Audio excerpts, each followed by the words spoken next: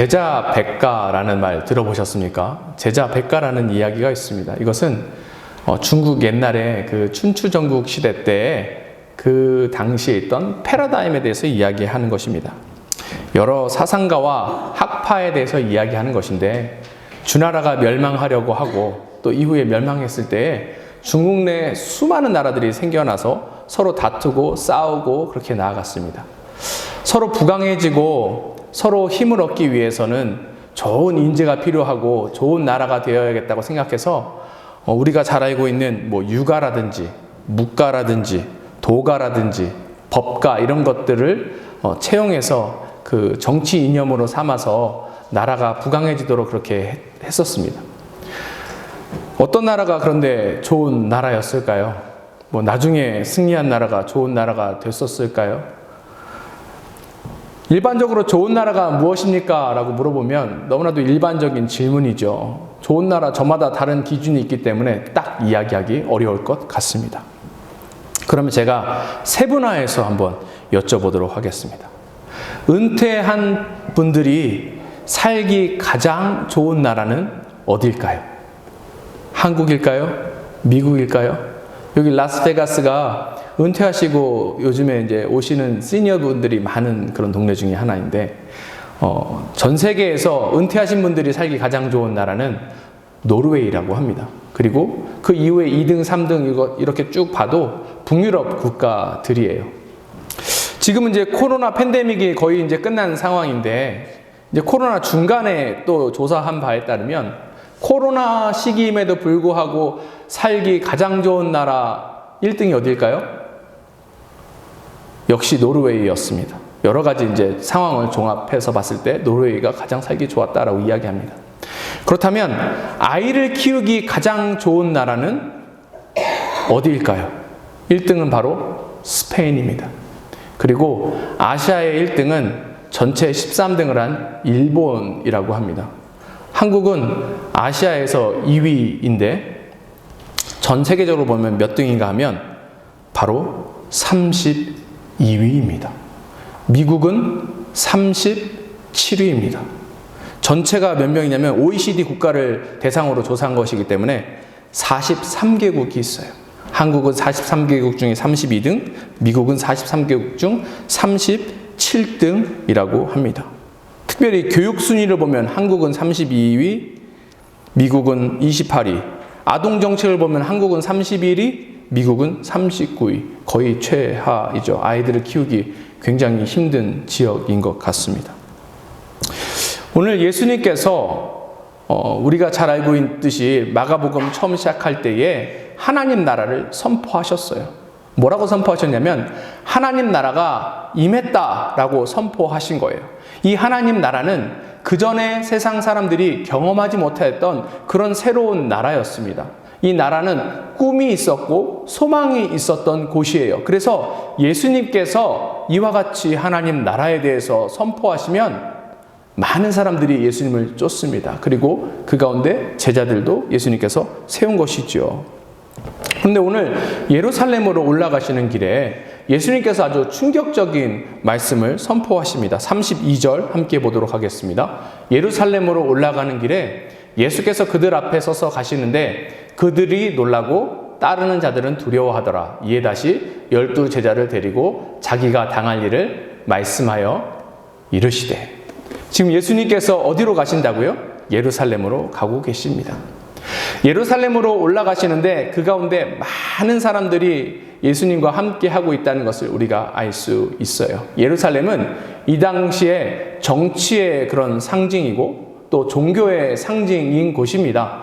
예수님께서 이곳에 올라가시는데 그때 사람들이 기대한 것은 이제 예수님께서 그동안 말씀하셨던 하나님 나라가 온전히 세워지는구나 라고 생각을 한 거예요. 그런데 예수님께서 하필이면 그 예루살렘에 올라가시면서 이 사람들과 제자들이 바라는 것과는 전혀 다른 이야기를 하고 계시는 거예요.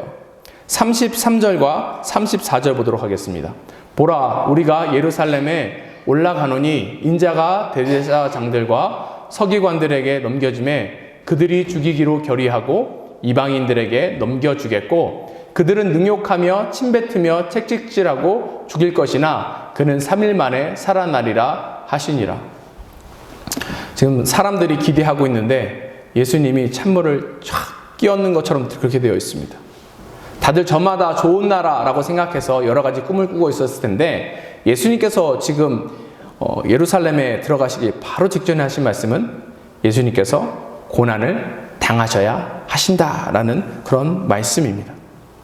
그렇다면 하나님 나라는 도대체 어떤 나라가 하나님 나라인가? 성경에 많이 나와 있지만 특별히 계시록 21장 3절과 4절에 잘 나왔습니다. 함께 보도록 하겠습니다.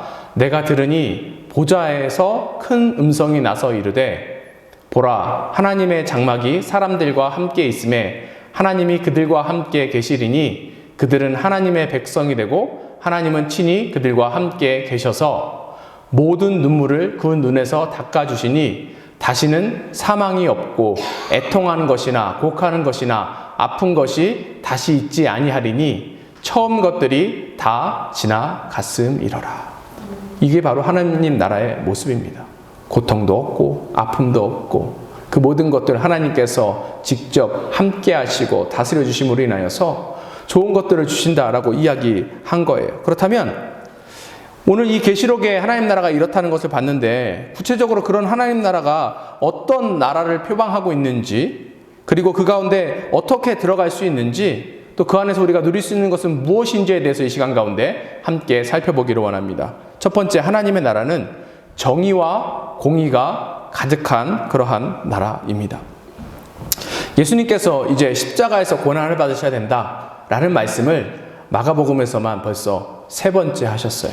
8장에서 한번 하시고 9장에서 한번 하시고 지금 10장에서 또 한번 하고 계십니다. 그런데 예수님께서 고난을 받으셔야 된다라고 말씀하실 때에 보면은 점점 구체적으로 이야기하셔요. 처음에는 예수님께서 십자가 지셔야 된다 이야기하시고, 두 번째는 유대인들에게 고난을 받으신다라고 이야기하셨는데 오늘은 훨씬 더 디테일하게 이야기하십니다. 예수님이 배신당해서 넘겨지게 되고, 또 유대 종교 지도자들은 예수님을 사형에 언도합니다. 그런데 유대법으로 당시 사형을 집행할 수 없으니까 이 집행할 수 있는 이방인에게 예수님을 넘기고, 또 예수님은 그 과정 가운데 로마 군인으로부터 침뱉음을 받고 모욕을 받고 어려움을 겪고 십자가에 못 박혀 돌아가십니다. 그리고 3일 만에 부활하시죠. 이 모든 것들을 예수님께서 다 이미 예언하고 계신 거예요. 지금 디테일하게 예수님께서 이야기하고 계십니다. 그런데 우리가 잘 아는 것처럼 예수님께서 십자가에 대해서 이야기하실 때마다 나타나는 공통적인 현상이 있었어요. 그것이 무엇인가 하면 제자들이 서로 싸우기 시작합니다. 특별히 왜 싸우는가 하면 누가 예수님 나라, 하나님 나라에 높은 자리에 오를 것인가에 대해서 싸우고 있는 거예요. 그 가운데 개인의 이권, 또 이기적인 마음, 이런 것들이 가득하다 보니까 서로 다투게 되는데, 이번에는 정말 급했는지, 왜냐하면 예루살렘의 눈앞에 있잖아요. 인사청탁을 하게 됩니다. 35절 보도록 하겠습니다. 세베대의 아들 야고보와 요한이 주께 나와 여짜오되 선생님이여 무엇이든지 우리가 구하는 바를 우리에게 하여 주시기를 원하옵니다. 지금 야고보, 요한, 이 두 사람이 예수님 앞에 와서 인사청탁 하려고 하고 있어요. 내용에 대해서 보겠습니다. 37절입니다. 여짜오되 주의 영광 중에서 우리를 하나는 주의 우편에 하나는 좌편에 앉게 하여 주옵소서. 지금 야고보와 요한이 예수님께 요청하고 있는 사실은 뭐예요? 예수님 우편 좌편 앉게 해주세요. 이게 무슨 의미입니까? 밥 먹을 때 그 옆에 앉고 싶다는 거예요? 예수님 어디 계실 때 그 옆에 앉고 싶다는 의미입니까? 아니에요. 하나님 나라에 서열 2번째, 서열 3번째 자리를 우리를 주세요라고 이야기하고 있는 거예요. 우리 형제들이 예수님 다음으로 아주 높은 권세, 높은 그 자리에 앉았으면 좋겠습니다 라고 지금 인사청탁하고 있는 거예요. 지금 이러한 부분이 있는데 여기에 큰 문제가 있습니다. 어떤 문제가 있냐면, 첫 번째는 이 불공정하게 된 것입니다. 불공정한 거예요.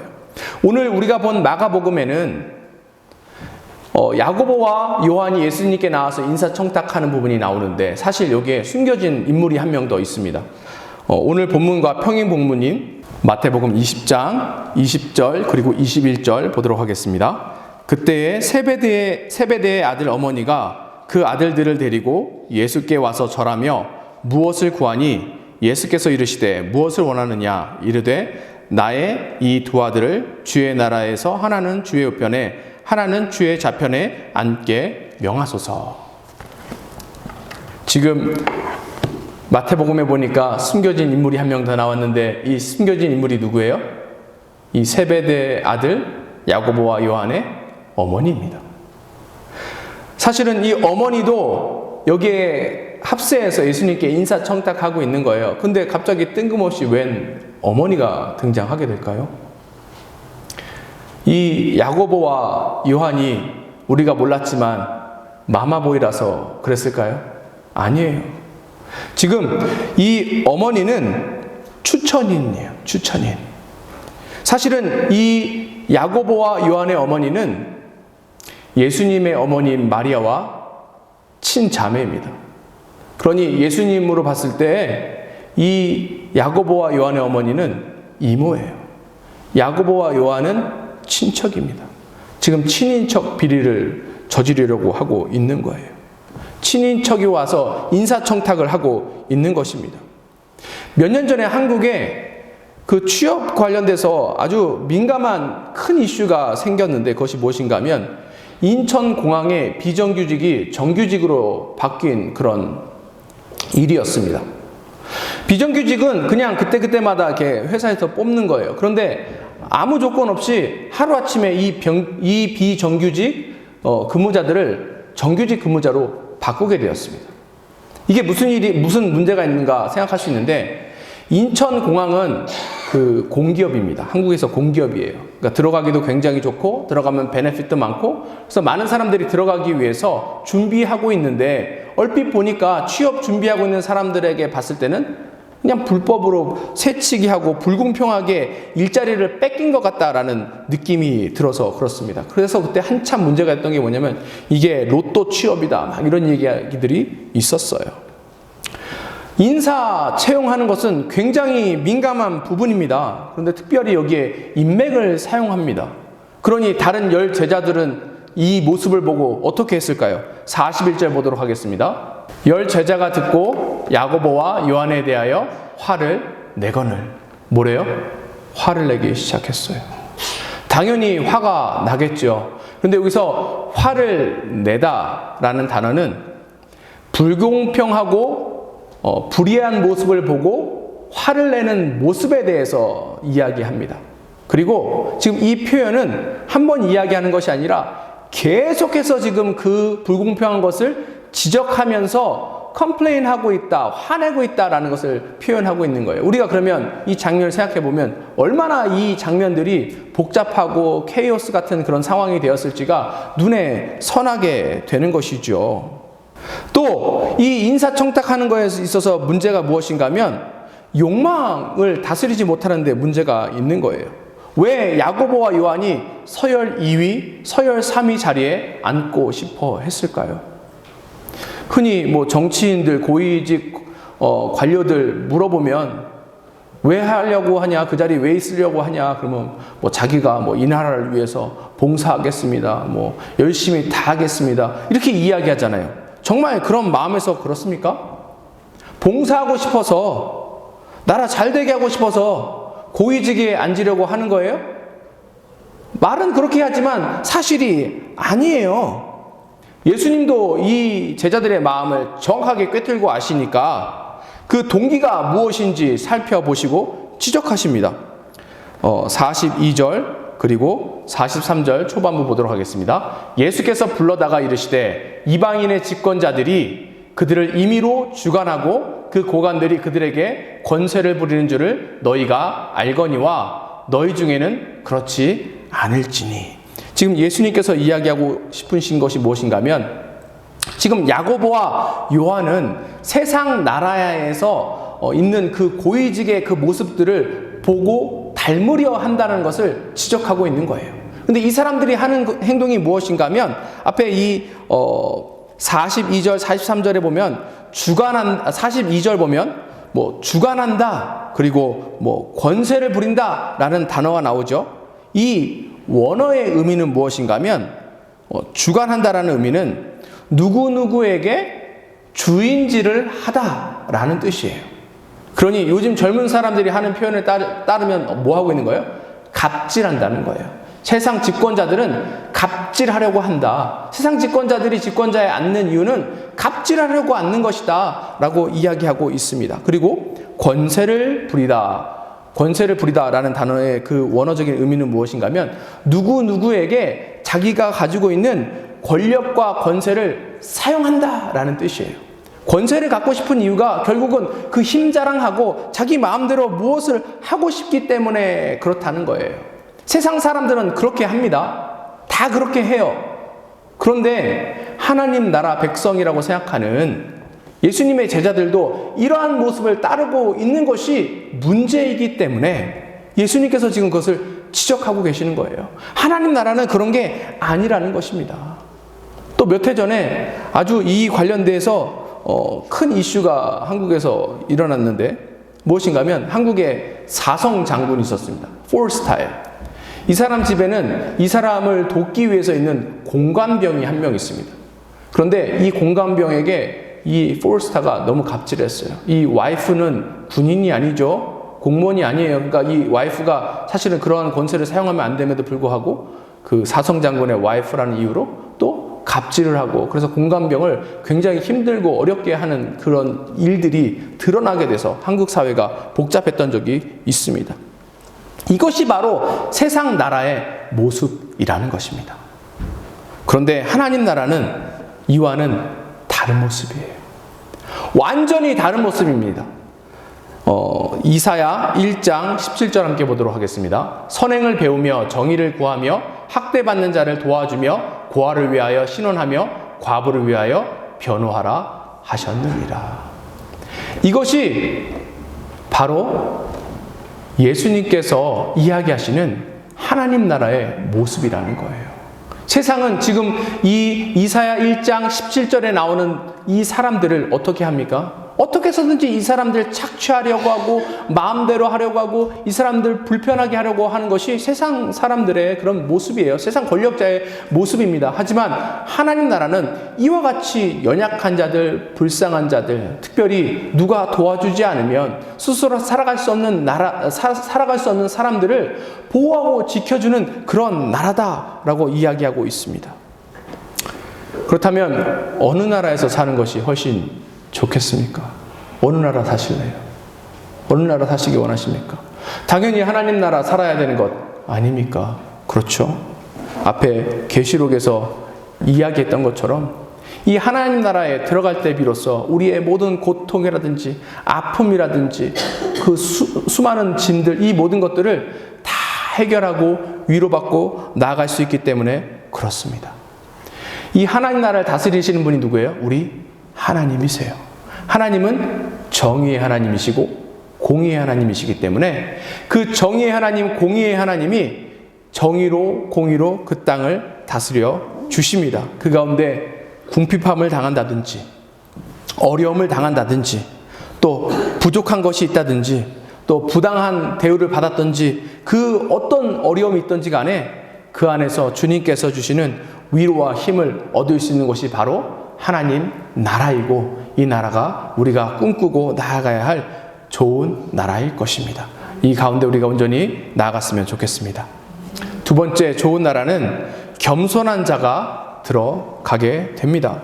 오늘 이 사실 본문에 핵심 구절이 있어요. 45절 보도록 하겠습니다. 인자가 온 것은 섬김을 받으려 함이 아니라 도리어 섬기려 하고 자기 목숨을 많은 사람의 대속물로 주려 함이니라. 마가복음에서 유일하게 예수님께서 이 땅에 오신 이유와 목적에 대해서 말씀하신 구절이에요. 우리가 이것을 통해서 예수님이 누구신지 그리고 왜 이 땅에 오셨는지를 알 수 있는데, 예수님 누구신지에 대해서 나오는데 보면은 인자가 왔다라고 이야기하죠. 뭐 우리말 성경에는 시제가 잘 나와 있지 않은데 이 원어를 보면 과거형입니다. 예수님이 오셨다는 거예요. 오셨다, 어느 장소에 오셨다 함은 그 장소에 오시기 전에 다른 장소에 계셨다라는 것을 의미하는 거죠. 그렇죠? 여기 지금 성도님들이 교회에 오늘 오셨어요. 그러면 이 오시기 전에는 어디 계셨습니까? 집에 계신 거예요. 예수님이 세상에 오셨습니다. 그러면 예수님이 세상에 오시기 전에 어디 계셨어요? 네, 어딘가에 계셨겠죠. 이걸 통해서 예수님께서 이야기하신 것이 무엇인가 하면 예수님이 세상 전에 계셨고 하늘나라에 계신 하나님이시다라는 것을 이야기하시는 것입니다. 그런데 이 하나님이 왜 하필이면 세상에 오셨는가 보면 섬김을 받으려 오셨대요? 아니에요. 섬김을 받으려는 것이 아니라 섬기려 오셨다는 것입니다. 43절 후반부 그리고 44절 보도록 하겠습니다. 너희 중에 누구든지 크고자 하는 자는 너희를 섬기는 자가 되고 너희 중에 누구든지 으뜸이 되고자 하는 자는 모든 사람의 종이 되어야 하리라. 이것을 예수님께서 친히 실천하신 거예요. 이게 겸손의 모습이고 이게 섬김의 모습이라고 지금 이야기하십니다. 예수님이 이와 같이 하나님이심에도 불구하고 섬김의 모습을 보이셨기 때문에 예수님의 영향력이 나타나게 됩니다. 우리가 그것을 기억해야 돼요. 권위 있는 사람이 존경받을까요? 권위주의에 빠져있는 사람이 존경받습니까? 아니에요. 권위주의에 빠져있는 사람, 요즘 젊은 사람들이 뭐라고 불러요? 두 글자로? 꼰대. 그렇죠. 그럼 그 앞에서 그 사람이 힘이 있고 능력이 있으니까 겉으로는 따르는 척, 겉으로는 말을 순종하는 척 할 수 있지만 마음속에서 그 사람을 존경하냐고요? 아니에요. 전혀 이러한 사람들은 영향력이 없어요. 누가 영향력이 있는 거예요? 섬기는 사람이 영향력이 있는 것입니다. 친구들 중에 보면 친구들 여러 명이 같이 어울릴 때에 밥 사는 사람이 꼭 밥 삽니다. 그렇죠. 그러면 이 많은 친구들 중에서 누가 가장 영향력 있는 친구예요? 목소리 큰 친구가 영향력이 있어요? 싸움 잘하는 친구가 영향력이 있어요? 말 잘하는 친구가 영향력이 있어요? 밥 잘 사는 사람이 영향력이 있습니까? 밥 잘 사는 사람이 영향력이 있는 거예요. 왜요? 섬기기 때문에 그렇습니다. 또 예수님께서 왜 오셨냐면 구원하시기 위해서 오셨다라고 말씀하셔요.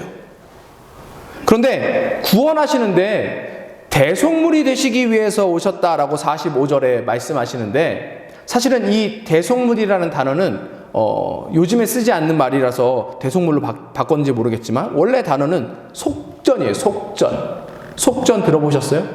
속전은 무슨 뜻이냐면 다른 사람이 어려움에 빠져 있을 때 그 어려움에서 그 사람을 구원하기 위해서 내는 돈을 속전이라고 합니다. 예수님 당시 때 이 속전으로 구원할 수 있는 그런 사람들이 있었어요. 어떤 사람들이냐면 첫 번째 전쟁 포로로 끌려간 사람들입니다. 전쟁 포로로 끌려간 사람들을 구원하기 위해서 돈을 내는 것에 뭐라고 얘기한다고요? 속전이다 라고 이야기합니다. 또 예수님 당시에 노예들이 있었죠. 이 노예의 신분에서 해방시키기 위해서 또 필요한 것인데 그것이 뭐라고요? 속전이에요. 돈을 내고 그 노예를 사요. 그래서 그 노예로 하여금 자유함을 주게 만드는 것입니다. 또 한 부류가 속전이 필요한데 어떤 부류냐면 사형수입니다. 사형수를 살리기 위해서 돈을 내고 그 사형수를 살리고 구원하는데 그것을 또 뭐라고 부르냐면 속전이라고 부르는 거예요. 예수님께서 특별히 대속물, 속전 이야기하시는 이유가 무엇인가 하면 세상의 사람들의 상태에 대해서 이야기하고 계시는 것입니다. 인류의 상태는 스스로 자기의 힘으로 자기가 빠져있는 공경에서 나올 수 있는 힘이 없다라는 것을 이야기하고 있는 거예요. 모든 사람이 그렇습니다. 모든 사람이. 우리 모두가 공경에 처해 있어요. 우리 모두가 사실은 어떤 시스템에 의해서 노예가 되어 있는 상태이고 우리 힘과 능력으로 이것에서 자유할 수 없습니다. 우리가 얼마나 힘이 없고 무능력한지 아세요? 우리가 계획한 것 하나 우리 뜻대로 되는 것이 있습니까? 없습니까? 없지요. 그러니까 그러고 나서 사람들이 뭐라고 해요? 아유, 나는 되는 것이 하나도 없네. 그게 그 사람만 이야기하는 것이 아니라 모든 사람들이 다 그렇다는 거예요. 당장 오늘 하루 세워놓은 계획도 우리 마음대로 잘 되지 않습니다. 이제 한국에서 와서 얼마 되지 않은 우리 청년들이 많이 느낄 것 같아요. 오면 이러한 것들 되겠지? 안 돼요. 잘 안 됩니다. 그렇다면 여기서 우리가 자유함을 얻어야 되는데 어떻게 자유함을 얻을 수 있을까요? 시편 49편 8절 제가 읽어드리도록 하겠습니다. 그들의 생명을 속량하는 값이 너무 엄청나서 영원히 마련하지 못할 것임이니라. 뭐래요?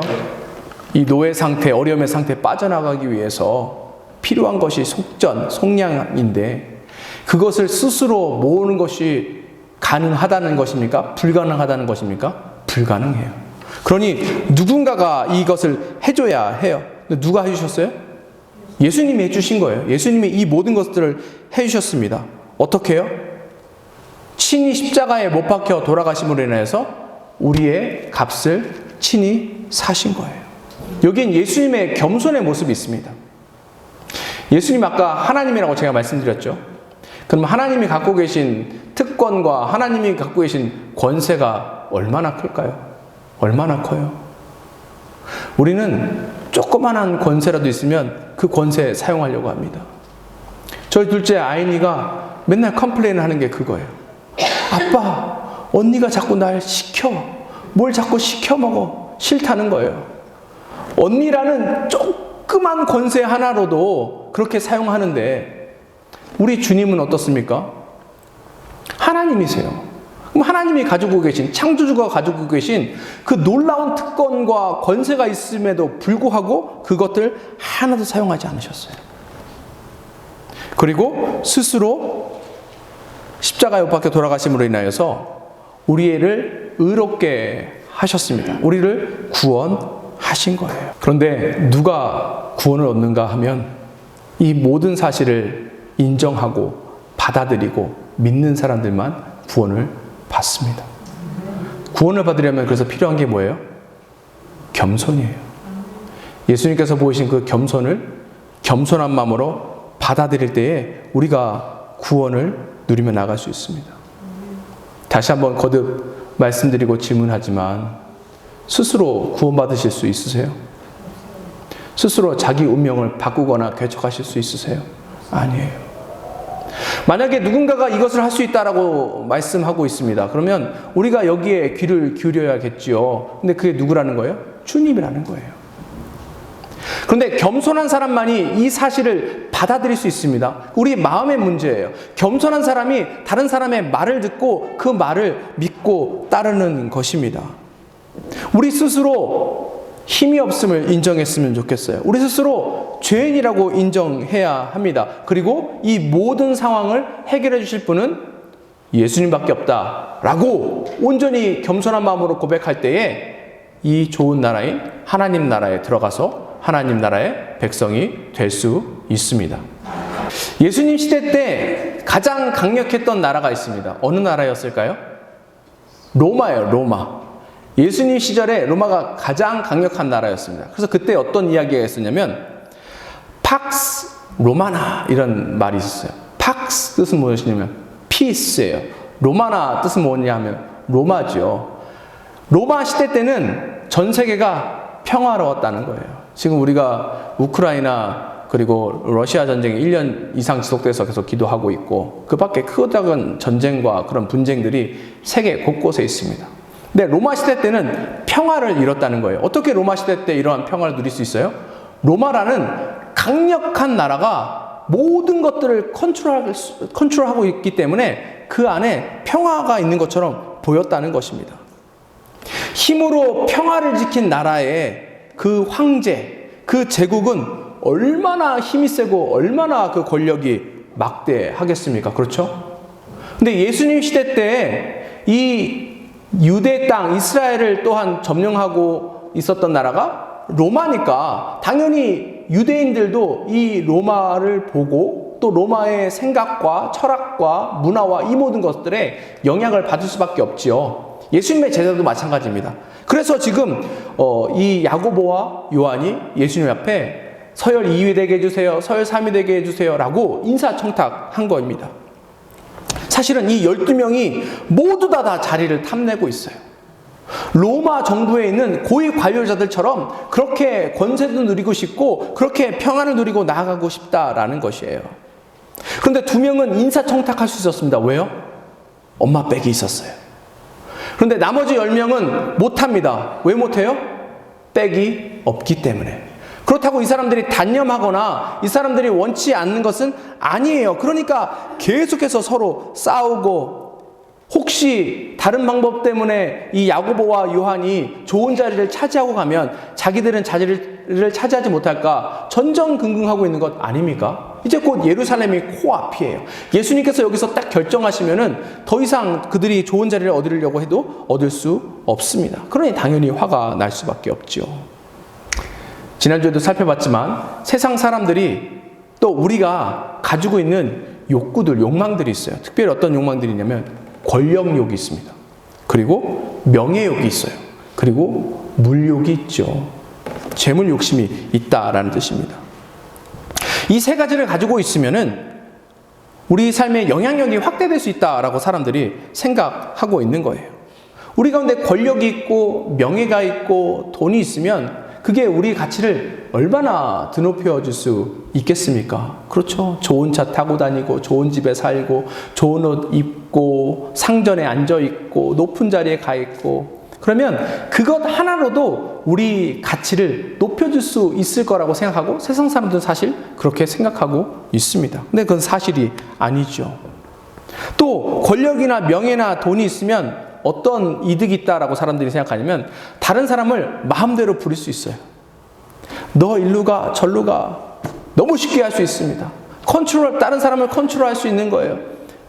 또 권력과 명예와 또 돈이 있으면 어떻다고 생각하냐면 내가 원하는 것을 마음대로 할 수 있다라고 생각합니다. 근데 생각해 보세요. 그런 사람이 주변에 있는지 없는지 모르지만 만약에 어떤 사람들이 이러한 것들을 우리 눈앞에서 행하고 있다면 우리가 이 사람 존경합니까? 존경하지 않습니까? 존경하지 않아요. 그 사람의 삶에 영향력이 있어요? 없어요? 없죠. 무슨 영향력이 있겠습니까? 예수님은 역설적인 것을 이야기하는 것을 좋아하세요. paradox. 그러니까 이것과 이것이 다른데 자꾸 이야기하시는 것입니다. 왜 그렇게 이야기하시냐면 강조하시기 위해서 그렇게 이야기하시는 거예요. 우리가 뜨거운 국물을 마실 때나 뜨거운 탕 안에 들어갈 때 엄청 뜨거운데 뭐라고 이야기해요? 시원하다. 강조예요, 강조. 그러니까 외국 사람들이 이해를 못한다는 거 아닙니까? 그렇죠? 아주 기쁘고 좋은 일이 있습니다. 그럼 사람들이 뭐라고 해요? 좋아? 죽겠네. 좋은데 왜 죽습니까? 강조하는 거예요. 그 상황에 대해서 강조하는 거예요. 예수님도 그러한 역설을 지금 이야기하고 계십니다. 다시 43절, 44절 보겠습니다. 너희 중에는 그렇지 않을지니 너희 중에 누구든지 크고자 하는 자는 너희를 섬기는 자가 되고 너희 중에 누구든지 으뜸이 되고자 하는 자는 모든 사람의 종이 되어야 하리라. 쉽게 표현하면 이런 얘기예요. 너희가 손해보려고 하면 이익을 얻을 것이고 자꾸 이익 보려고 하면 손해 얻는다라고 예수님께서 이야기하고 계시는 것입니다. 그리고 너희가 손해볼 때에 너희 영향력이 극대화된다라고 이야기하고 있는 것입니다. 손해볼 수 있는 사람은 그 마음속에 벌써 하나님 나라가 자리 잡기 시작한 거예요. 누가 손해보고 싶어하는 사람이 어디 있습니까? 자기 시간 아깝고 자기 돈 아깝고 뭐 하려면 할 거 많은데 그거를 투자해서 다른 사람을 돕는 일이 쉬워요? 어려워요? 한두 번은 괜찮겠지만 지속하는 것은 어렵습니다. 근데 어떻게 할 때 할 수 있는 거예요? 하나님 나라가 우리 안에 완전히 영향을 미치고 가득 차게 되면 당연히 하나님 나라 백성으로서 이것들을 할 수 있다는 거예요. 그런데 우리가 세상적으로 봤을 때 그냥 피상적으로 봤을 때 이건 손해보는 일이야. 이건 하면 안 되는 거야. 할지라도 그것을 하면 결국은 어떻다는 거예요? 더 많은 이득을 얻게 된다는 것입니다. 우리가 그것을 함으로 인해서 우리의 영향력이 사실은 세상 가운데도 드러나며 나아갈 수 있는 거예요. 그러니 높은 자리, 권력의 자리 필요해요? 필요하지 않아요? 필요하지 않아요. 필요하지 않아요. 우리가 하나님 나라가 이 땅 가운데 세워지는데 예수님의 제자로서 참여할 수 있습니다. 근데 이것을 누구나 할 수 있다고요. 누구나. 그 마음속에 하나님 나라의 영향력이 가득한 사람은 누구나 그 자리 가운데 나아갈 수 있음을 우리가 기억했으면 좋겠어요. 얼마 전에 그 한국의 한 리서치 기관에서 한국 사람의 종교 현황에 대해서 리서치한 부분이 있습니다. 지금 한국의 기독교가 개신교 성도들이 전체 몇 퍼센트나 될까요? 옛날에 뭐 한 25% 됐다, 막 20% 됐다 이렇게 이야기했잖아요. 지금 몇 퍼센트나 될까요? 15%입니다. 15% 중에 5%는 자신이 크리스찬이라고 이야기하지만 교회는 나가지 않는 그러한 가난한 성도들입니다. 그러면 10% 남았죠. 그 10% 중에 1%는 이단입니다. 그러면 전체 인구의 9%만 매주 교회를 참석하고 하나님을 섬기고 그렇게 나아가는 성도들이라는 이야기입니다. 굉장히 이것을 보면서 충격적이었습니다. 더 충격적인 사실은 그러면 매주 교회를 가는 기독교인들에게 물어본 거예요. 하나님이 계신다고 믿는 사람의 비율이 얼마나 될까요? 교회 다니는 사람들한테 하나님 계십니까? 물어봤더니 계십니다 라고 이야기한 사람이 몇 퍼센트나 될까요? 83%입니다. 17%는 하나님이 계시지 않는다고 생각하면서 교회를 다닌다는 거예요. 천국이 있다라고 생각하십니까? 라고 또 교회 다니는 분들에게 여쭤보니까 86%가 천국이 있다라고 이야기합니다. 그러면 하나님이 계신지 안 계신지도 모르고 천국에 소망도 없으면서 교회 다니시는 분이 무려 14% 이상이나 된다라는 사실입니다.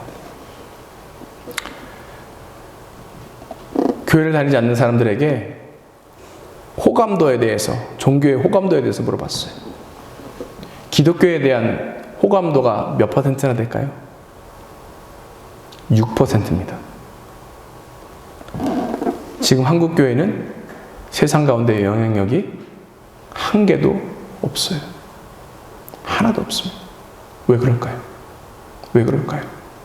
일단 이 리서치의 수치를 통해서 우리가 유추할 수 있는 것은 교회 다니는 사람조차 하나님이 계신지 안 계신지 모르겠고 천국에 대한 소망이 없다라고 느끼는 것, 여기서 시작한 것 같습니다. 자기 삶 가운데 하나님 나라가 들어오지 않고 하나님 나라를 누릴 수 없는데 어떻게 세상 나가서 하나님 나라를 이야기하고 하나님 나라의 모습에 대해서 보여줄 수 있겠습니까?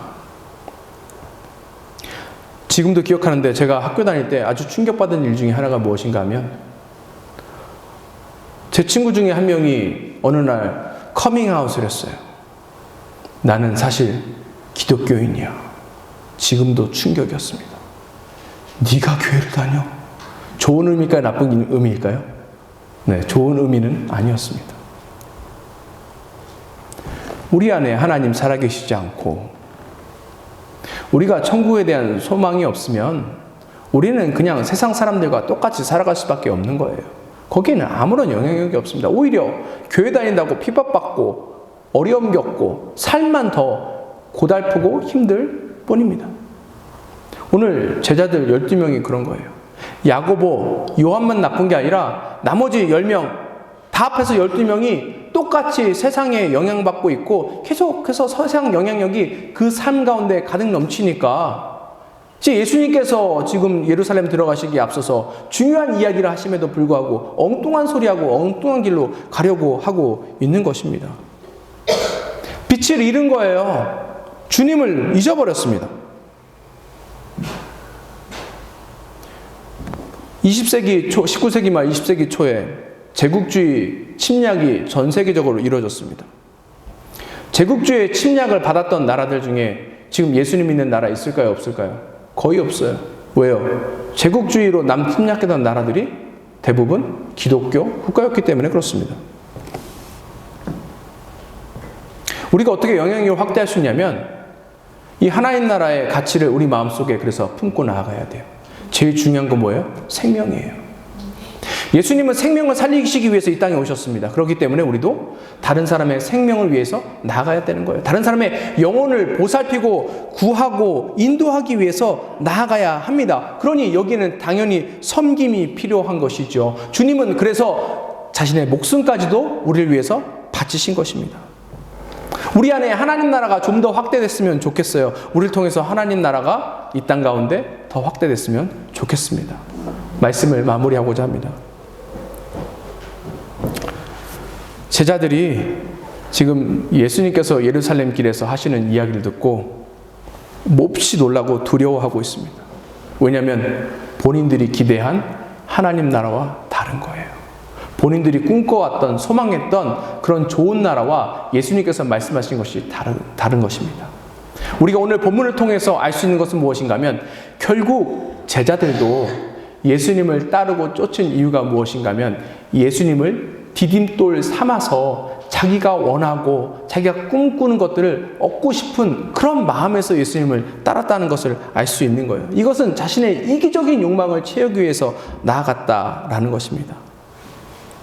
우리도 이와 같이 살면 살 수가 있어요. 근데 이와 같이 살면 우리가 하나님 나라 백성이 되었음에도 불구하고 세상 나라에 사는 것과 별반 다르지 않습니다.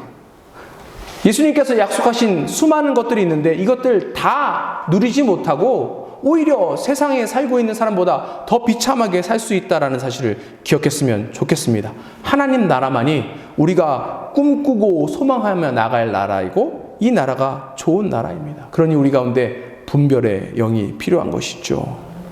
더욱더 우리 마음이 그래서 겸손했으면 좋겠습니다. 그리고 겸손한 가운데 주님을 더 매일매일 만나고 경험했으면 좋겠습니다. 특별히 공의로운 하나님, 정의로운 하나님 만나시고 우리 삶 가운데도 이러한 공의와 정의가 충만하여 나타나 우리가 좋은 나라, 하나님 나라 백성임을 세상 가운데 온전히 증거하며 나갔으면 좋겠습니다. 함께 기도하겠습니다.